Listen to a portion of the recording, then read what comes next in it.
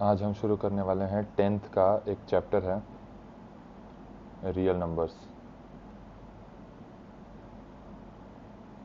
Real numbers सब लोगों को पता होगा कि रियल नंबर्स किसको कहते हैं। जैसे सपोज करो ये एक नंबर लाइन है, ये पॉइंट नंबर लाइन पे ज़ीरो कहलाता है।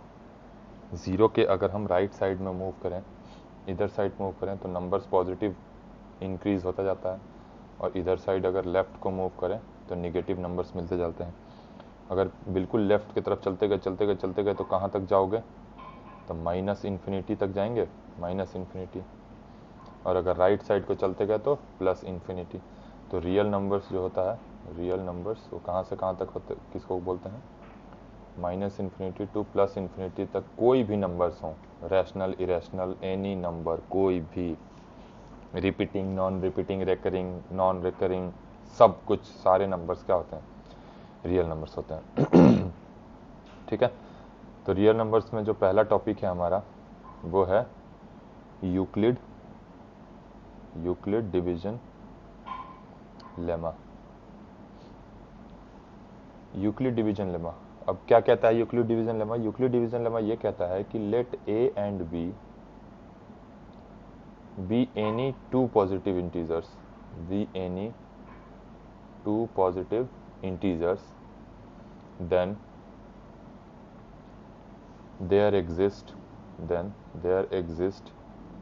unique integers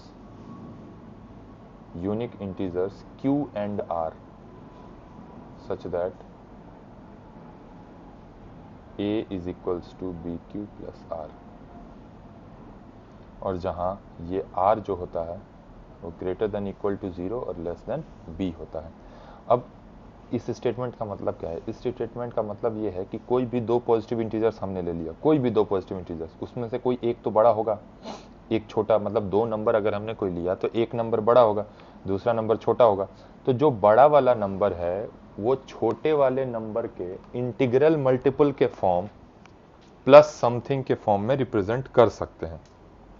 कहने का ये मतलब है कि जैसे सपोज करो a is equal to b q plus r है, a is equal to b q plus r. अब हमने दो नंबर ले लिया, एग्जाम्पल के तौर पे समझो, जैसा हमने दो नंबर ले लिया, एक 15 ले लिया, दूसरा मैंने 73 ले लिया। ठीक है। तो कह रहा है कि 73 को हम 15 इंटू 4 प्लस 13 लिख सकते हैं। बड़े वाले नंबर को छोटे वाले नंबर्स के इंटीग्रल मल्टीपल में प्लस समथिंग के फॉर्म में रिप्रेजेंट कर सकते हैं। कहने का मतलब है कि 15 से 73 को डिवाइड किया, 15 4 जा 60 1 3। अब ये जो 13 है यही रिमाइंडर है कि नहीं है, और इसी रिमाइंडर को हम यहाँ पे r बोल रहे हैं। समझ रहे हो? हमने क्या किया, 73 को 15 से डिवाइड किया तो 73 is equals to 15 into 4 plus 3 लिख सकते हैं। कोई और एग्जांपल देखो, कोई भी दो नंबर ले लिया, जैसे 18 ले लिया और 108 ले लिया। ठीक है। 108 को अगर किया हमने रिप्रेजेंट 18 के फॉर्म में, तो 108 इज इक्वल टू क्या लिख सकते हैं, 18 इंटू 18 5 जा 90 और 18 6 जा 108। अब यहाँ कुछ बचेगा ही नहीं, तो यहाँ 0 लिख दिया, क्योंकि हमने क्या किया, 18 से 108 को डिवाइड किया, और ये 18 6 जा सीधा सीधी 108 आ गया, तो रिमाइंडर तो कुछ बचा ही नहीं ना। इसका मतलब है कि 108 is equals to 18 into 6 plus 0 लिख सकते हैं। कहने का मतलब है कि कोई भी दुनिया का दो नंबर उठा लो पॉजिटिव इंटीजर, उसमें से जो बड़ा वाला नंबर है वो इंटीग्रल मल्टीपल ऑफ छोटा वाला नंबर प्लस एक रिमाइंडर के फॉर्म में उसको रिप्रेजेंट किया जा सकता है। ठीक है। इसी को बोलते हैं यूक्लिड डिवीजन लेमा, कि कोई भी दो नंबर हमें गिवन होगा तो किसी एक को किसी दूसरे के इंटीग्रल मल्टीपल प्लस r के फॉर्म में रिप्रेजेंट कर सकते हैं। ठीक है। अब इसको देखते हैं प्रूफ, इसका प्रूफ देखते हैं कि यूक्लिड डिवीजन लेमा का प्रूफ कैसे है।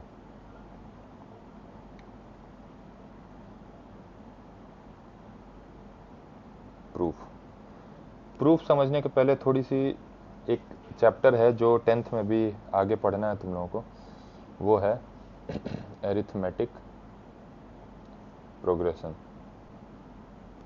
इसका थोड़ा सा कॉन्सेप्ट समझा देता हूँ, जिसको कि एपी भी बोला जाता है। एपी अरिथमेटिक प्रोग्रेशन क्या होता है, जैसे सपोज करो एक सीरीज लिख रहा हूँ मैं, 7, 10, 13, 16, 19, 22। दूसरा लिखूँ मैं 3, 13, 23, 33, 43। एक और लिखूँ 6, 9, 12, 15, 18। कुछ कॉमन दिख रहा है क्या इन सब नंबर्स में? इन सब नंबर्स में कॉमन ये है कि 7 में 3 जोड़ा तो 10 आ गया, फिर 10 में 3 ऐड किया तो 13 आ गया, फिर 3 के गैप पे 16, फिर 3 के गैप पे 19, फिर से 3 के गैप पे 22 है। इसका मतलब कि इस तरह का सीरीज जिसमें हर दो कॉन्जिक्यूटिव नंबर्स के बीच का डिफरेंस, दो कॉन्जिक्यूटिव नंबर्स के बीच का डिफरेंस हमेशा कांस्टेंट होना चाहिए, ऐसे सीरीज को बोलते हैं एपी में। ठीक है, जैसे दूसरी वाली सीरीज को देखो, इसको देखो, इसमें क्या है, 13 - 3 करोगे तो 13 - 3 जो होगा वही 23 - 13 होगा, वही 33 - 23 होगा, वही 43 - 33 होगा। तो इस तरह के सीरीज को बोलते हैं अरिथमेटिक प्रोग्रेशन। फिर से यहां पे देखो 3 3 3, मतलब दो कॉन्जिक्यूटिव टर्म्स के बीच में दो कॉन्जिक्यूटिव टर्म्स का डिफरेंस हमेशा सेम होना चाहिए। तो इस तरह के सीरीज को हम क्या बोल देंगे कि ये सीरीज एपी में है और the series is in arithmetic progression. ठीक है, ये तो हो गया बेसिक इंट्रोडक्शन। और क्या होता है, जैसे सपोज करो कि कोई भी सीरीज लिया मैंने, 7 ले लिया, 11, 15, 19, 23, इस तरीके से एक सीरीज लिया। इसमें हम देख रहे हैं कि जो 11 - 7 है वही 15 - 11 भी है, वही 19 - 15 भी है, और ये सब वैल्यू कितने का डिफरेंस है, सब में 4 का डिफरेंस है। तो ये जो डिफरेंस ऑफ कॉन्सिक्यूटिव टर्म्स आता है ना, इसी को बोलते हैं common difference. Common difference, common difference कहने का क्या मतलब होता है कि जो difference between two consecutive terms is common. अब डिफरेंस कैसे लेंगे, हमेशा नेक्स्ट टर्म और प्रीवियस टर्म का डिफरेंस लेना है। ऐसा मत करना कि 7 - 11 कर दिया, 11 - 15 कर दिया और बोला कि सर -4 आ गया, ऐसा नहीं करेंगे। हमेशा नेक्स्ट टर्म से प्रीवियस टर्म का जो डिफरेंस होता है वही कॉमन डिफरेंस होता है। जो कॉमन डिफरेंस होता है, कॉमन डिफरेंस हमेशा क्या होता है, next term minus previous term. ये ऐसा कोई फॉर्मूला नहीं है, बट मैंने ऐसे बस समझाने के लिए बोल दिया। कई बार बच्चे क्या करते हैं, राइट टू लेफ्ट की जगह लेफ्ट टू राइट सब्ट्रैक्ट कर देते हैं, और लेफ्ट टू राइट सब्ट्रैक्ट करते हैं तो क्या होता है, उनका जो डी होता है वो नेगेटिव आ जाता है, जो ओरिजिनल डी है उससे। जैसे मैंने एक एग्जांपल लिया, 7, 12, 17, 22, 27, इसमें डी की वैल्यू कितनी होगी, कॉमन डिफरेंस, कॉमन डिफरेंस कितना हो जाएगा, 12 - 7 दैट इज 5, या 22 - 17, किसी भी दो कॉन्जिक्यूटिव टर्म्स का डिफरेंस ले लिया 5 ही आएगा, इसीलिए इसको बोलते हैं कॉमन डिफरेंस। कई बार ऐसा भी होता है 27, 21, 15, 9, 3, इस तरीके से चलता जाएगा।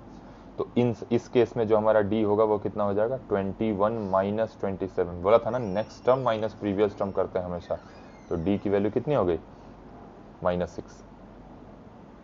ठीक है, इसका मतलब है कि अगर मैं बोलूं तुमसे कि एक हमारे पास एपी है, एक एपी है जिसका फर्स्ट टर्म ए है, फर्स्ट टर्म ए है, और कॉमन डिफरेंस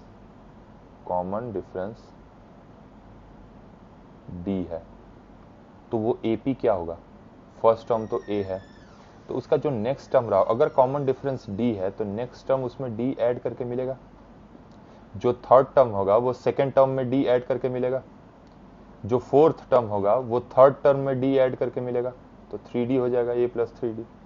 अगर इसके लेफ्ट साइड में जाए हम, a + d है, a + d के अगर लेफ्ट साइड में जाए तो a के पहले वाला जो टर्म रहा होगा वो क्या रहा होगा, a - d रहा होगा, a माइनस डी के जस्ट जो पहले वाला टर्म रहा होगा वो कितना का डिफरेंस पर होगा, वो भी d के डिफरेंस पर होगा, तो a माइनस डी यानी a माइनस 2d, उसके जस्ट पीछे वाला a माइनस 3d। इस तरीके से ये AP इधर को माइनस इन्फिनिटी की तरफ और इधर को प्लस इन्फिनिटी की तरफ चला जाएगा। ठीक है, मतलब कहने का मतलब है कि अगर कोई सीरीज AP में है तो उसके लेफ्ट साइड में अगर हम मूव करते हैं लेफ्ट साइड में, तो कॉमन डिफरेंस सब्ट्रैक्ट होता जाता है, minus D minus D minus D, और अगर राइट साइड में जाते हैं तो कॉमन डिफरेंस ऐड होता चला जाता है। ठीक है, तो अगर यहां तक समझ में आ गया कि AP किसको कहते हैं, कॉमन डिफरेंस किसको कहते हैं, सीरीज कैसा लिखा जाता है, तो अब हम उसका प्रूफ देखते हैं। Proof of Euclid division lemma. ठीक है, इसमें हमने क्या किया प्रूफ में कि एक हमने AP एज्यूम कर लिया, कंसीडर एन AP, एक AP एज्यूम किया। कैसा AP एज्यूम किया, जिसका फर्स्ट टर्म A है और कॉमन डिफरेंस B है। एक ऐसा AP एज्यूम किया जिसका फर्स्ट टर्म A है और कॉमन डिफरेंस B है, तो वो AP क्या रहा होगा, देखो तो ध्यान से, A नेक्स्ट टर्म क्या रहा होगा, A प्लस B रहा होगा ना। फर्स्ट टर्म A गिवन है तो मैंने यहाँ फर्स्ट टर्म A लिख दिया, A से शुरू किया, तो next term A plus B, उसका नेक्स्ट टर्म 2D लिख दिया 2B, उसका नेक्स्ट A प्लस 3B, ऐसे चलता जाएगा। अगर A के पहले आए तो मैंने कहा था ना कि जब लेफ्ट साइड को जाते हैं तो कॉमन डिफरेंस माइनस करके हमें टर्म्स मिलते हैं, तो A माइनस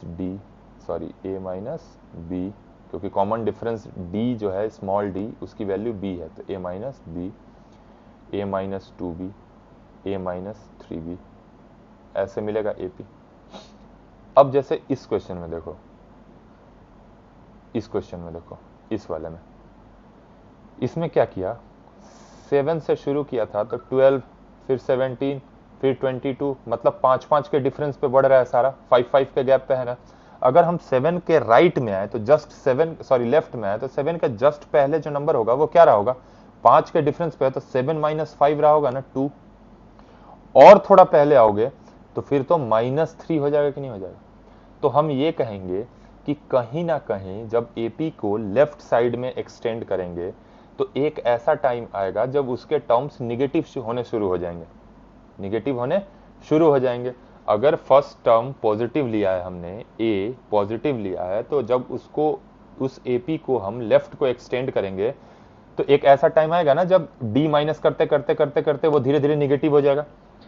तो जो पहला जस्ट निगेटिव टर्म होगा उसके जस्ट पहले जो टर्म होगा वो smallest positive term of the series होगा कि नहीं होगा। कहने का मतलब है कि ये सीरीज अगर 7 से शुरू हुआ है तो लेफ्ट को जाएंगे तो जो स्मॉलेस्ट पॉजिटिव टर्म होगा वो 2 होगा कि नहीं होगा। इस सीरीज में स्मॉलेस्ट पॉजिटिव टर्म 2 होगा। जैसे सपोज करो एक सीरीज लिया मैंने, यहां बस समझा रहा हूं, बाद में उसको इरेज कर दूंगा। जैसे इसको समझो ध्यान से, एक मैंने सीरीज लिया 11, 15, 19, 23 ऐसे करके सीरीज लिया। ठीक है, कलर चेंज करके लिख रहा हूं। अगर मैं इसके लेफ्ट को गया तो 4-4 कॉमन डिफरेंस है, 4-4 का 15 माइनस 11 4, 19 माइनस 15, मैंने कहा था ना next term minus previous term करते हैं। तो जस्ट 11 के पहले जो होगा वो क्या रहा होगा, 7 रहा होगा, उसके जस्ट पहले 3 रहा होगा, उसके जस्ट पहले -1 रहा होगा। इसका मतलब है कि अब यहाँ पे आके चीजें निगेटिव होनी शुरू हो गई। हमने शुरू कहाँ से किया था, AP हमारा स्टार्ट कहाँ से था, 11 से। हमने उसको लेफ्ट साइड में एक्सटेंड किया AP को। तो एक टाइम के बाद जब हमने यहाँ पे 11 माइनस 4 किया तो 7 मिल गया। उसके बाद मैंने 11 माइनस 2 टाइम्स 4 किया तो 3 मिल गया। उसके बाद 11 माइनस 3 टाइम्स 4 करेंगे तो -1 मिल जाएगा। तो ऐसे ही बढ़ते जाएंगे और चीजें मिलती जाएगी। इसका मतलब कहीं ना कहीं एक टाइम आएगा ना जब हमें smallest positive term of the series मिलेगा, smallest positive term of the series. ठीक है, अगर ये चीज समझ में आ गया है तो यहां पे आ जाओ। अब इसमें क्या है, अगर फर्स्ट टर्म हमने पॉजिटिव माना है कि A अगर पॉजिटिव नंबर है हमारा, तो अगर हम इसको लेफ्ट को एक्सटेंड करेंगे इस सीरीज को, तो कहीं ना कहीं इधर आके निगेटिव होना शुरू हो जाएगा ना नंबर। मतलब जो -2b, -3b, -4b, -5b ऐसे चलता जा रहा है, तो धीरे धीरे तो टर्म्स छोटे होते जा रहे हैं ना। छोटे होने का मतलब कि जो a - b है वो a से छोटा होगा, जो a - 2b है वो a - b से छोटा होगा, जो a - 3b है वो a - 2b से छोटा होगा। तो धीरे धीरे ये सीरीज घटते घटते घटते घटते एक ऐसा टाइम आएगा ना जब ये निगेटिव होना शुरू हो जाएगा। तो हमने माना कि जो हमारा smallest, let smallest positive term be r, जो स्मॉलेस्ट पॉजिटिव नंबर है ना वो आर है। तो आर इसका मतलब कहीं ना कहीं a - 3b, a - 4b, a - 5b, a - 6b, कहीं ना कहीं वो वैल्यू आई होगी स्मॉलेस्ट ना, जो आर के इक्वल होगी। तो हमें पता है क्या कि a - 2b पे आर मिलेगा, कि a - 3b स्मॉलेस्ट पॉजिटिव होगा, या a - 4b स्मॉलेस्ट पॉजिटिव होगा? नहीं है ना पता।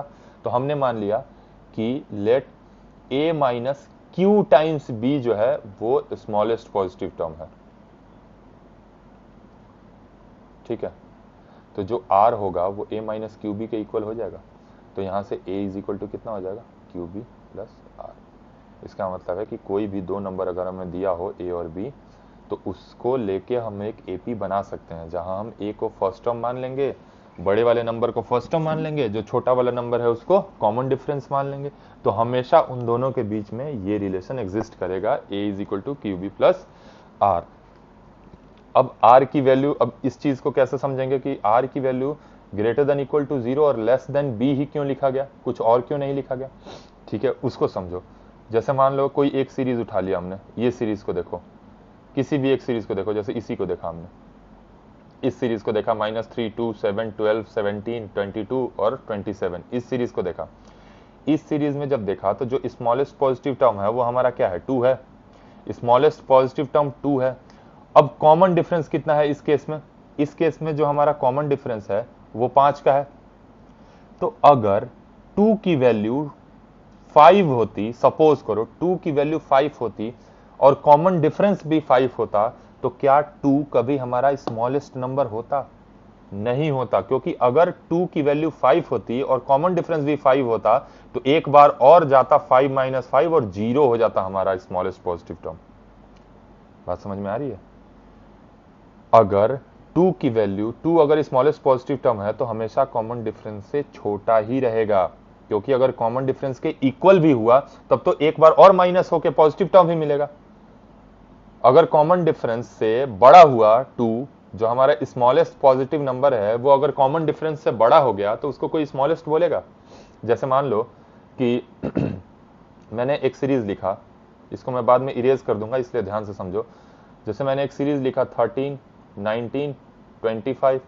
अब इसके अगर पीछे कलर चेंज करके लिख रहा हूं, 13 के अगर पीछे जाएंगे तो हमने बोला कि 13 कितने का डिफरेंस है? कॉमन डिफरेंस कितने का है? देखो तो -6, मतलब 19, 6 का है कॉमन डिफरेंस। जो हमारा इसमें डी है वो 6 है। तो अगर मैं 6 माइनस करके 7 इस 7 को बोलूं कि 7 is smallest positive integer of the series, smallest positive term of the series. Smallest positive term कहने का मतलब कि जो जस्ट 7 के पीछे वाला नंबर होगा वो निगेटिव होना चाहिए। अगर 7 स्मॉलेस्ट पॉजिटिव है तो 7 के पीछे वाला तो निगेटिव होना चाहिए ना। बट हमारा कॉमन डिफरेंस इसमें कितने का है? 6 का। तो एक बार जब 6 माइनस करेंगे, 7 - 6 जब करोगे तो ये तो 1 हो जाएगा। तो ये पॉजिटिव नहीं है क्या? पॉजिटिव है ना। इसका मतलब कि ये जो 7 को हम स्मॉलेस्ट पॉजिटिव कह रहे थे, ये गलत कह रहे थे। तो इसीलिए जो स्मॉलेस्ट पॉजिटिव नंबर होगा वो हमेशा डी से छोटा ही होगा, उसके इक्वल भी नहीं होगा। सपोज करो कि हमारा 7 ना होके यहाँ पे 6 होता और डी की वैल्यू भी 6 होती, तो 6 कभी स्मॉलेस्ट पॉजिटिव इंटीजर होता? Smallest positive term of the series होता? नहीं होता। क्यों? क्योंकि 6 को जब एक टर्म पीछे ले जाएंगे तो 6 - 6 0 होगा, उसके बाद -6 होना शुरू हो जाएगा। तो ये हो जाता है उस केस में स्मॉलेस्ट पॉजिटिव टर्म। ठीक है, अगर समझ आया तो ठीक है, नहीं समझ में आया तो एक बार और वीडियो को पीछे करके देखो कैसे समझाया गया, समझ आ जाएगा। तो यहां से हमें यह पता लग गया कि b की वैल्यू क्यों हम r की वैल्यू क्यों हम b से छोटा ही रखेंगे हमेशा, और लेस देन इक्वल टू 0 तो रख सकते हैं। क्योंकि जैसे सपोज करो अगर इस तरीके का सीरीज है 2, 4, 6, 8, तो 0 जाएगा, फिर इधर -2 आ जाएगा, तो स्मॉलेस्ट पॉजिटिव इस केस में क्या होगा, 0 होगा ना।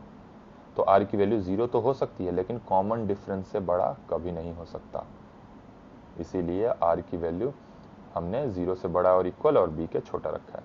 ठीक है, चलो इतना समझ में आ गया। तो अब आ जाते हैं डेफिनेशन में। अब जहां डेफिनेशन लिखा था वहां ध्यान से जब पढ़ोगे तो डेफिनेशन में एक लाइन लिखा गया था कि there exist unique integers q and r।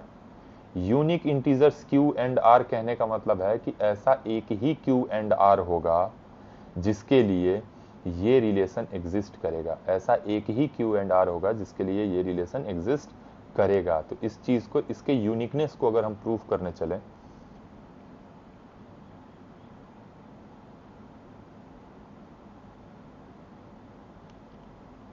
Uniqueness of q and r अगर हम प्रूव करें, तो हमने माना कि लेट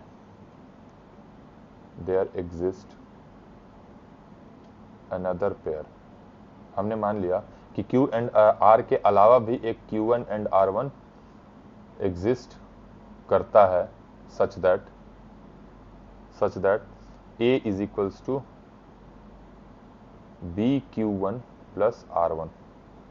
ठीक है, bq1 प्लस r1 ओरिजिनली क्या था हमारा, a is equal to bq plus r। अब हमने बोला कि q और r के अलावा एक और q1 और r1 एग्जिस्ट करेगा जिसके लिए a की वैल्यू bq1 प्लस r1 हो जाएगी।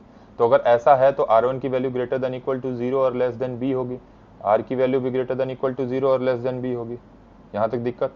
अब अगर ये दोनों वैल्यू a के ही इक्वल है तो आपस में भी इक्वल होंगे। अगर ये वैल्यू भी a दे रही है और ये वैल्यू भी a दे रही है, इसका मतलब है कि जो bq1 प्लस r1 है वही bq प्लस r के इक्वल है। इसका मतलब कि b into q1 minus q जो है वही r माइनस r1 है। तो यहां से बच्चे क्या निकला कि b is a factor of r minus r1। हो गया ना, यहां से तो हम कंक्लूड कर सकते हैं कि b is a factor of r minus r1। अब एक चीज ध्यान दो, अगर r की value greater then 0 less than b है, r1 की वैल्यू भी greater then 0 less than b है, तो जो r1 माइनस r होगा वो 0 तो होगा ही कहीं ना कहीं, r1 माइनस r 0 होगा ना। तो हमने यहां ले लिया कि r1 minus r is equals to, अगर 0 है तो r1 is equals to r है। ठीक है, अब अगर r1 is equals to r कहने का मतलब है कि जो हमने अलग वैल्यू अज्यूम करा था r1, वो r1 ना होकर के वो भी वही वैल्यू है, r ही है। अब आते हैं कि q अलग है या q सेम है, उसको चेक करते हैं। तो मल्टीप्लाइंग,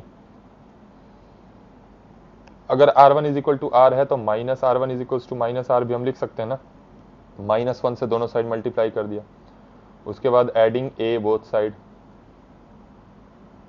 दोनों साइड a से ऐड कर दिया, तो क्या बनेगा, a minus r1 is equal to a minus r। अब यहाँ पे जब देखोगे यहाँ पे, तो a माइनस r1 की वैल्यू क्या होगी यहाँ से, bq1, और a माइनस r की वैल्यू क्या होगी, bq। क्लियर है, तो a माइनस r1 की जगह हमने लिख दिया bq1 और a माइनस r की जगह लिख दिया bq। ये q है मेरा, 9 मत समझना इसको, bq। यहाँ से b कैंसिल और यहाँ से भी आ गया q1 is equals to q। इसका मतलब है कि जो हम अलग अलग समझ रहे थे वो एक्चुअली एक ही वैल्यू है, इसीलिए q एंड r जो होगा वो यूनिक वैल्यूज होंगे जिसके लिए a is equals to bq plus r exist करेगा। जिनको नहीं समझ में आया वो इस लेक्चर को दोबारा से एक बार देखो, बहुत चीज़ों को बहुत ध्यान से सुनो कि क्या एग्जाम्पल दिया गया है, क्या कैसे समझाया गया है। बहुत आसान है, समझ में आ जाएगा। ठीक है।